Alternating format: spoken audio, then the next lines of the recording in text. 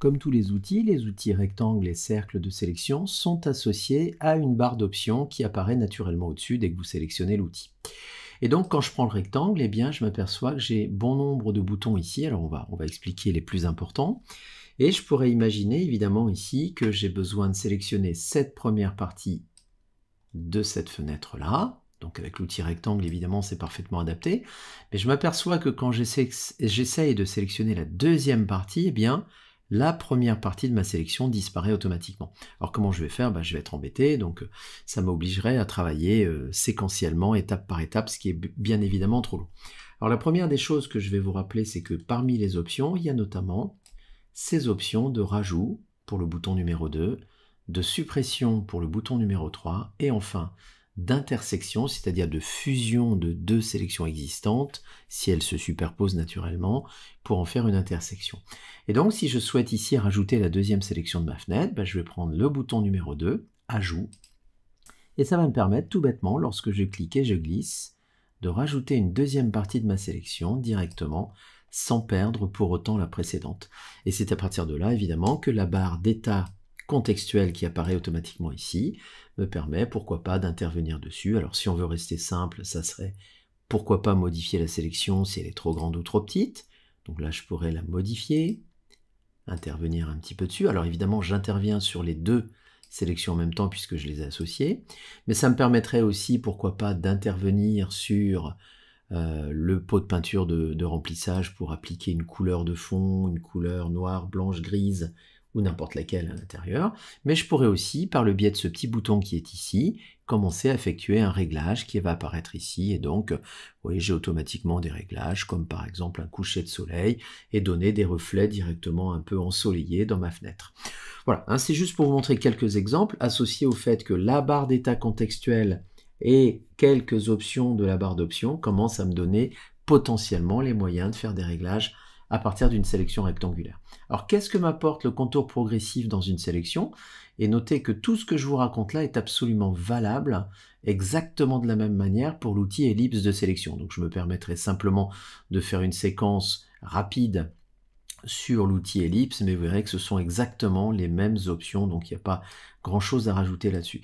Et pour le coup, le contour progressif pourrait me permettre, dans le cas où je copie cette fenêtre ailleurs, d'avoir des contours qui soient plus doux, puisque dès que je vais faire une sélection ici de cette fenêtre, supposez que cette fenêtre me paraisse plus intéressante que celle-ci qui contient une espèce de pastillon ici que je voudrais enlever, en supposant que je ne connaisse pas les techniques de retouche, eh bien si je copie cette fenêtre avec 0 point de contour progressif et que je la copie simplement, ou si vous utilisez le raccourci CTRL-V, ça marche aussi pour coller, eh bien je vais me retrouver ici avec une fenêtre qui est avec des bords durs.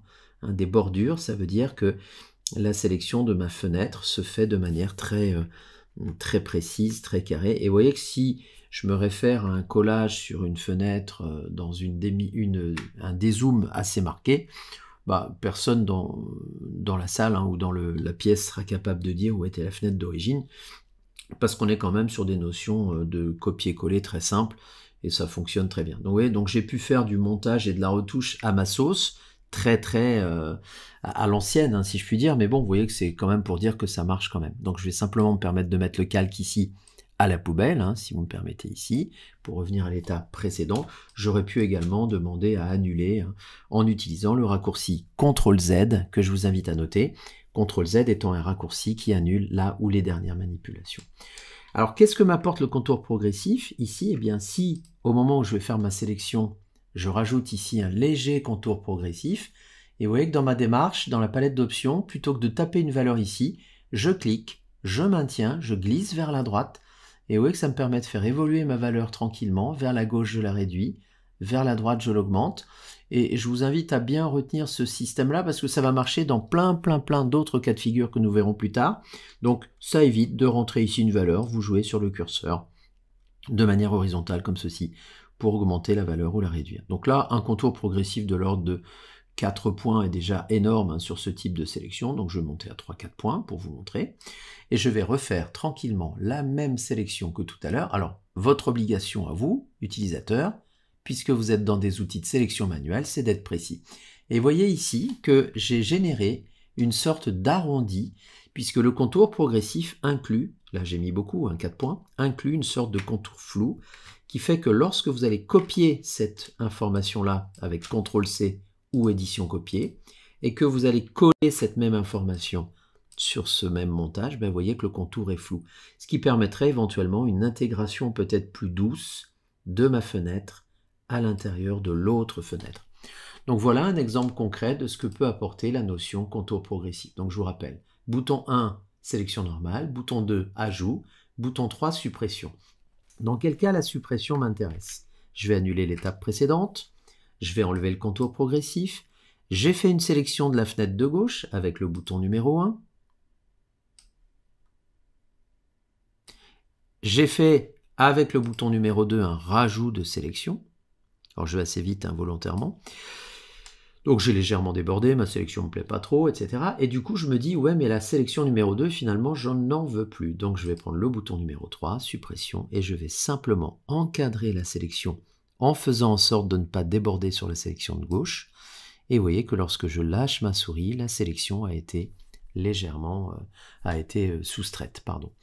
La barre d'état contextuel toujours présente va me permettre de dire OK, effectuons un réglage. Là je m'aperçois que je déborde un peu.